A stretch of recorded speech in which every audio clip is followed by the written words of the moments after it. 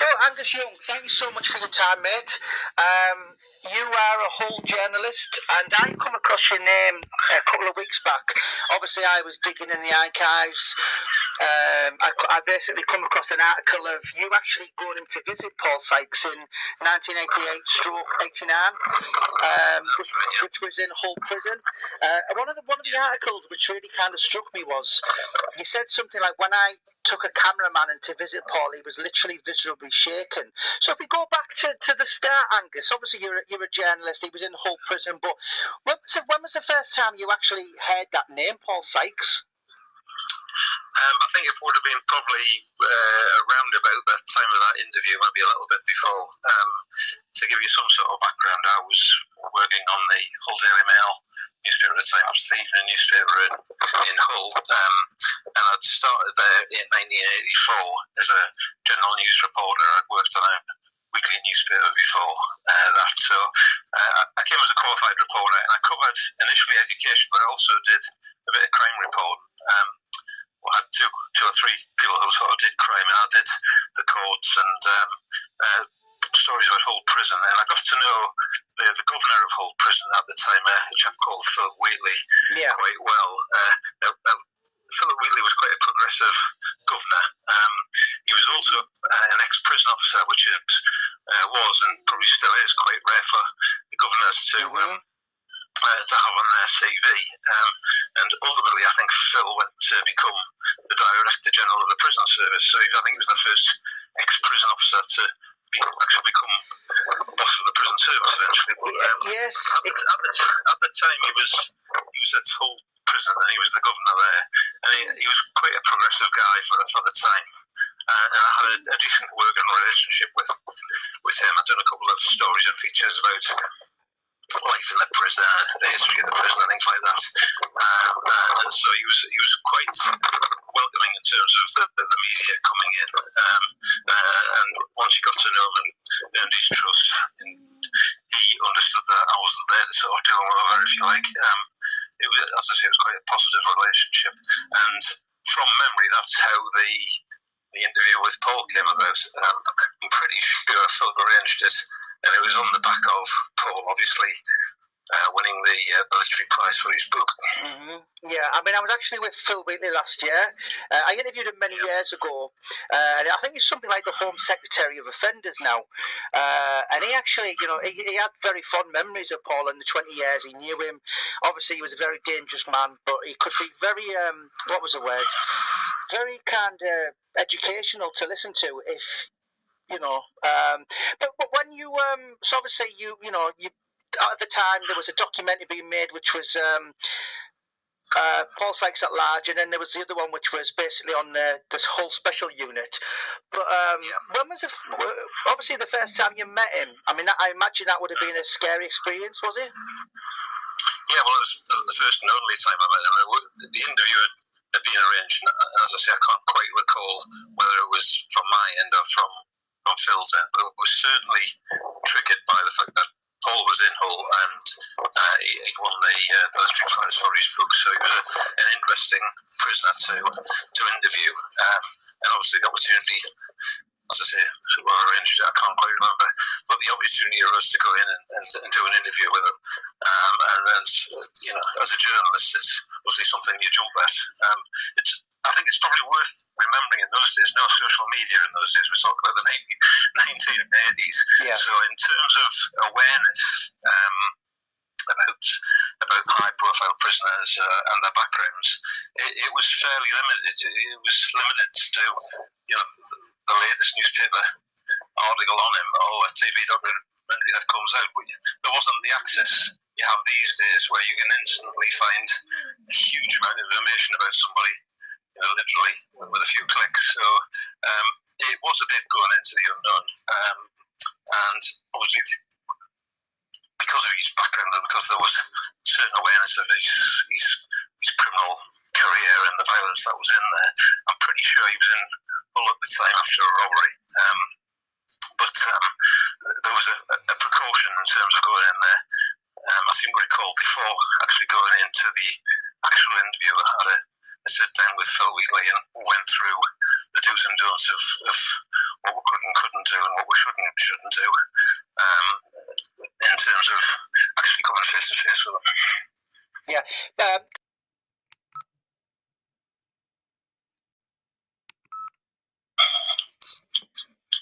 So, and obviously you've sat and listened to the precautions, and obviously you went through and you've went and I imagine visited Paul in the visiting room in Hull. You know, for all the people saying, you know, be careful and don't poke a bear, I imagine that still would have been a frightening experience because, you know, at that time, yes, he was just trying to think, he'd have been 43, you know, but he was still a very, very scary man. Yeah, he was. It was an interview room in the special unit of the wing that held all the category A prisoners at the time. So it was, you know, prison within a prison almost. Yeah. And the room itself was, from memory, it was quite a small room. Now, obviously, there's the potential dangers of people being sort of held hostage and things like that. Yeah. Teachers and visitors and things like that. So all those sort of warnings were issued beforehand, and I was there with the photographer who was particularly nervous about it all. But when he came in, I think Paul was already there, sat down, and it was just simply, you know, him and I across the table, with the photographer standing in one corner taking photographs and the prison guard in the other. The one thing that sticks in my mind from that interview was the fact that once he'd obviously been briefed as to who I was and who I was working for and the purpose of the interview and things like that. So he obviously knew my name, but he as soon as I opened my mouth, he recognised the Geordie accent. Yeah. We were in Hull, and he asked us where I was from. I said I was originally from Newcastle, and for the rest of the interview, he referred to me as Geordie. He just kept calling us Geordie all the time, and that does stick in memory as one thing from that interview. And it wasn't done in a menacing way. It was just that was the way he was. As soon as he latched onto a name, albeit a nickname, he stuck with it. Yeah. And I remember him. I think I'd read somewhere, obviously. He'd written his book. Some of the studies that he'd done in prison and the amount of O levels and A levels and everything that he qualified for. I knew I wasn't going to go in there and talk to somebody who couldn't string a sentence together. And he did come across as very eloquent, very intelligent, big guy, obviously. But I think he probably relished the prospect of, I wouldn't say sparring verbally, but just intellectually stimulating for him to be interviewed by a journalist about literary stuff about his own life, and I was a new face, new person to tell a story to, I guess. But I was struck by the fact that just like all these bad points, he did have obviously a keen, sharp mind. Yeah, and that's not, obviously the film's going to happen, and I've spoken to so many people, and you'd be amazed at how many people, yes, there is the element of, oh yeah, kind of scumbag, a monster, but then there's the factual kind of psychological aspect of what made somebody behave the way he did. Am I right in saying, Angus, that he actually made a joke to you, pretending he was going to kidnap you? Yeah, I mean, there'd been all sorts of attempted kidnaps of, as I say, of teachers and things like that. It was meant as a joke. He knew he wasn't going to do it. Maybe kidnapping a journalist is not the best idea. I don't know how much money you get for a ransom for a kidnapped journalist, but whether it was one of those testing out, I think he probably tested a little bit of the boundaries. He was, as you say, he was probably in his mid-40s. I was 28, so I was much younger than him at the time. Yeah, I was just going to say it was... Sorry, go on. But as a journalist who sort of been around the blocks, even at 28, and been to a lot of places, sat in a lot of court cases, visited prisons, seen all sorts of sides of life, good and bad.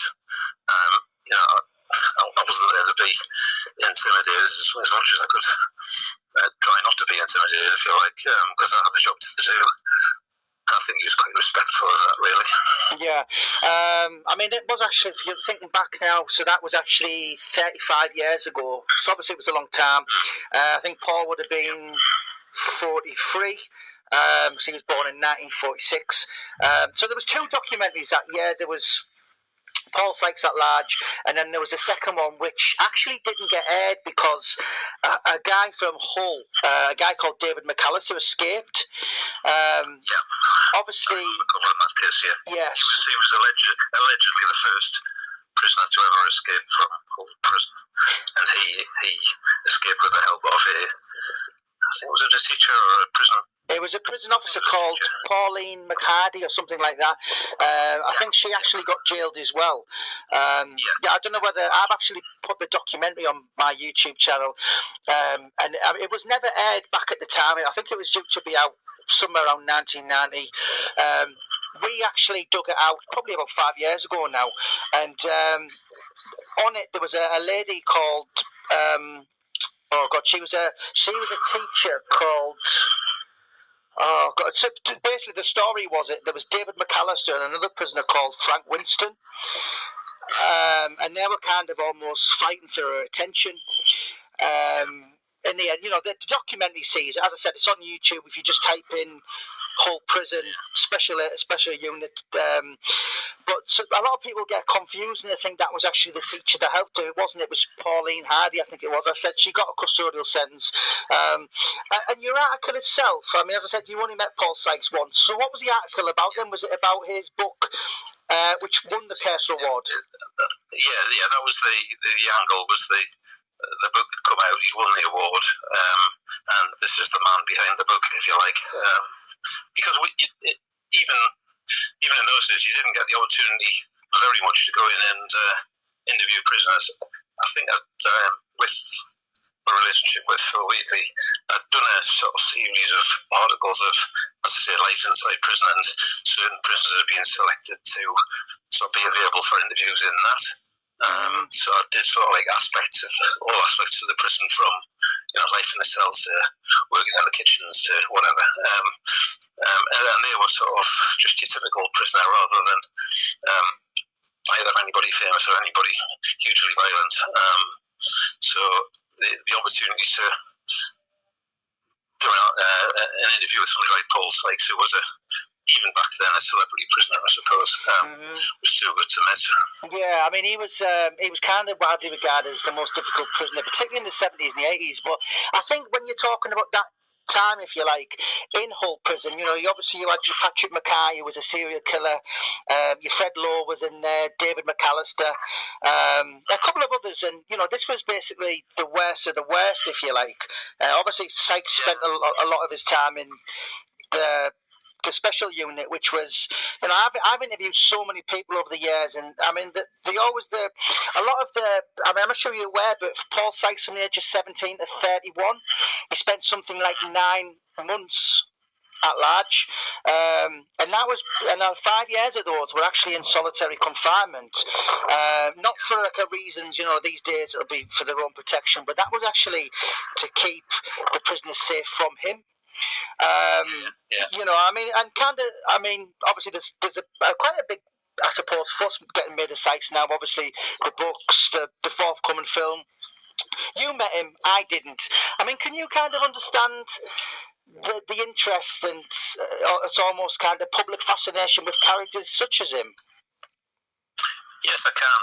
I think because as I say, it goes back to the fact that in those days, there was the occasional book that came out, there was newspaper articles, and that was about it. So they were still hidden away to a large extent. They were known within the communities. I think Paul was he from Wakefield? Right? Yes, he was from Lupset and Wakefield. Yeah, so the reputation around the Yorkshire region, he probably had a very sort of well-known reputation, particularly amongst the criminal fraternity and whatever. And not maybe so much well-known down south, but they become sort of local legends, don't they, to a degree. And so he was well-known, and because of his, when he was out and he was boxing, he found a degree, I suppose, of fame and not notoriety, but so he became well known for his boxing as well in his early career. So he was known through that as well. And again, well, I mean, all of the time he boxed all over the place, but he boxed predominantly in the north. So he was a northern figure, I suppose. Yeah, I mean, he did have two spells in Hull. Obviously, one when it was in the late 70s, and that's how actually his. In fact, it was 73. They used to bring a heavyweight in from Hull called Roger T. And they actually let Paul Sykes. I think it's pronounced Ty. Right, yeah. But the candidate, this was 73. And he was coming out and he was sparring of Joe Fraser. He actually went in the ABAs and got to the semi-finals, and obviously he ended up in Hull prison at the back end of the 80s. I mean, what surprised me, Angus, is obviously that's how I've known you as. I spent the last couple of almost months, if you like, going through the archives and back in the 70s and the 80s and the early 90s, there's a hell of a lot of articles written, particularly on him from Hull. So obviously I take it he was kind of a well-known name in your office. Well, he was, yeah. I mean, also, Hull Prison was a tough place. We had all the IRA prisoners from the various, sort of bombings in the 70s ended up there, and then were involved in the infamous Hull riots that took place in the mid-70s, where the army were called in at one point to try and quell things. So, the prison itself had a bit of a reputation. It's a classical Victorian prison, and it was full of pretty dangerous people at one point in the 70s, 60s and 70s. Obviously not so much now, but certainly in those days, and all the way through to the 80s when I did the interview with Paul.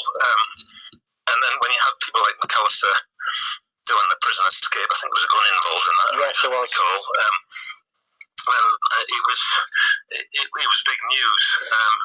And in those days, prison service, I think, was still individual governors were allowed to have relationships with the local media. I wasn't supposed to maybe have the same sort of relationship these days. So there was that opportunity, if you're a local journalist, to stimulate those relationships, develop them, and provide stories, good and bad. I think they accepted that there was going to be stories about the bad ones as well as the ordinary run-of-the-mill type prisons. Yeah, I mean, one guy you mentioned at the start of the interview was Phil Wheatley. Now, I interviewed him in 2015, and I actually met him in London in Brick Lane in last October, and I actually just come across him, and bear in mind this documentary is what 35. I knew instantly, and then we were chatting, and his wife was a prison officer as well. You remember, and she was kind of relaying the stories back, and he was an unforgettable kind of character, if you like. And so you only kind of met him the once, and obviously his story has snowballed, if you like. And are you aware of the story of his kind of demise, if you like?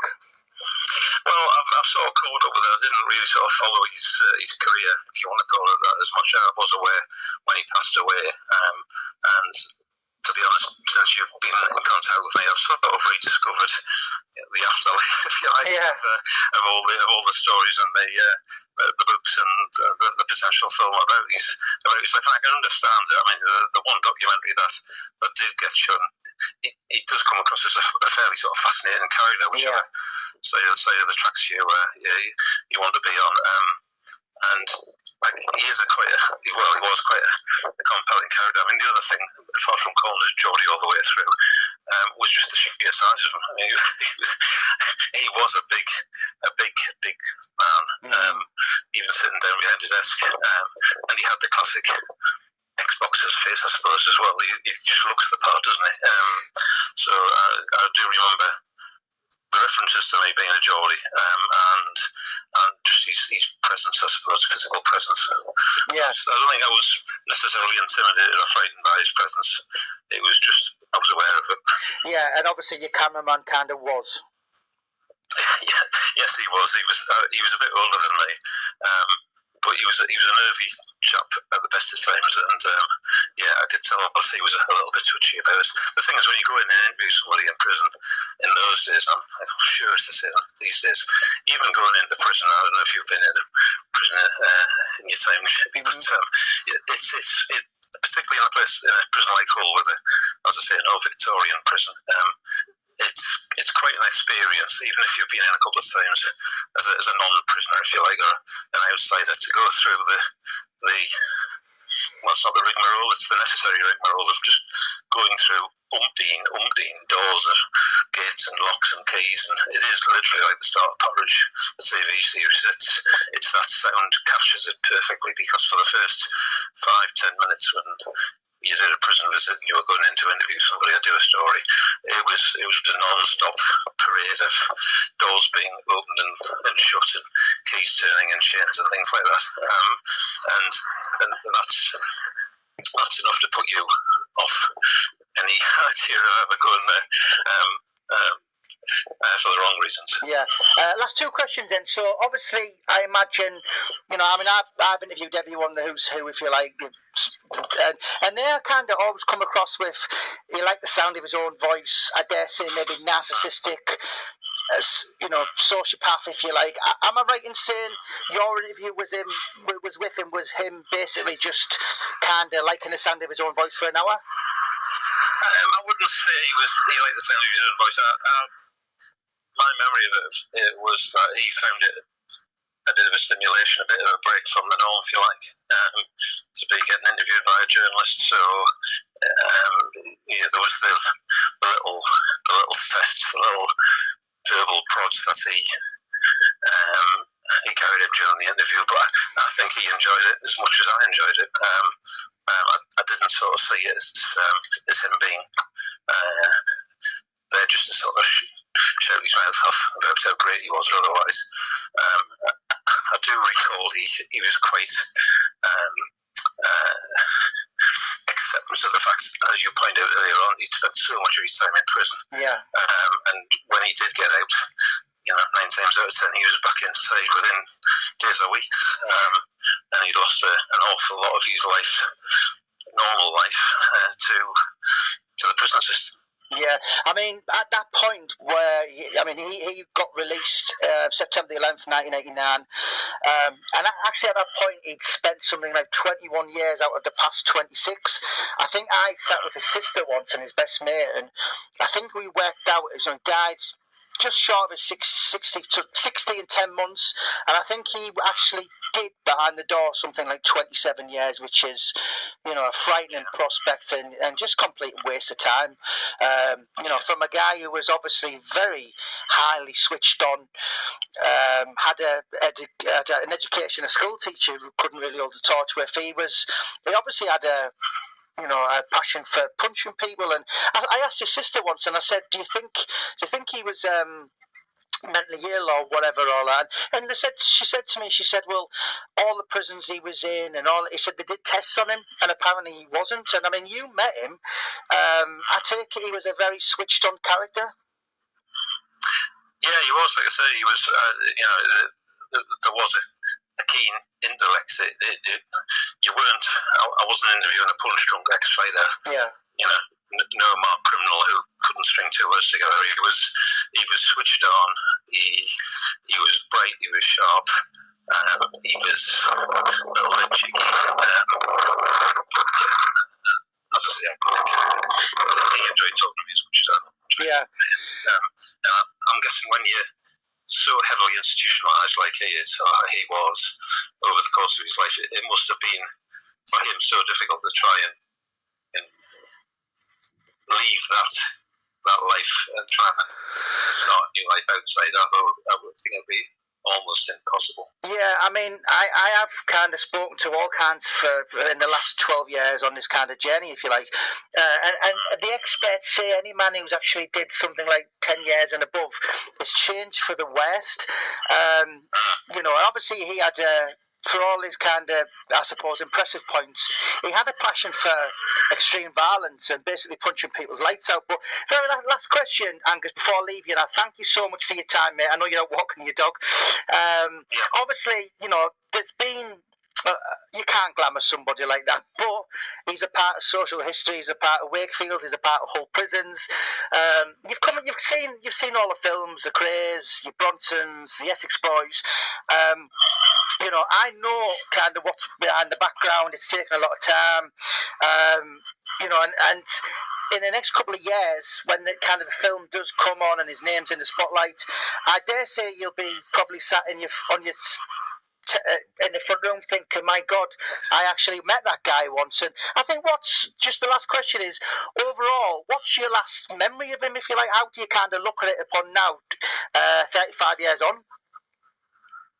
I think I'd probably look back on that with affection and a smile. I mean, I was lucky enough in my career to have met all sorts of people from all walks of life in all sorts of circumstances. And my job was to ask questions and then listen. Meeting Paul Sykes was, I wouldn't say it was like the highlight, but it was certainly one of the highlights of that career. Looking back, it was an experience. I'm glad I did it. Glad I met him, because I think that if you don't meet those sort of people, maybe you just sort of see them through, TV screen or look at them online. Actually meeting people face to face and talking to them, trying to get an idea of who they are and what they are. That to me is what it's all about. Yeah, absolutely captivating. Well, listen, I thank you so much for your time, Angus. I'll keep following you on Twitter, mate. Thank you so much, and you have a wonderful evening, sir. God bless. Yeah, thanks a lot, Jamie. Thank you so much. Take care.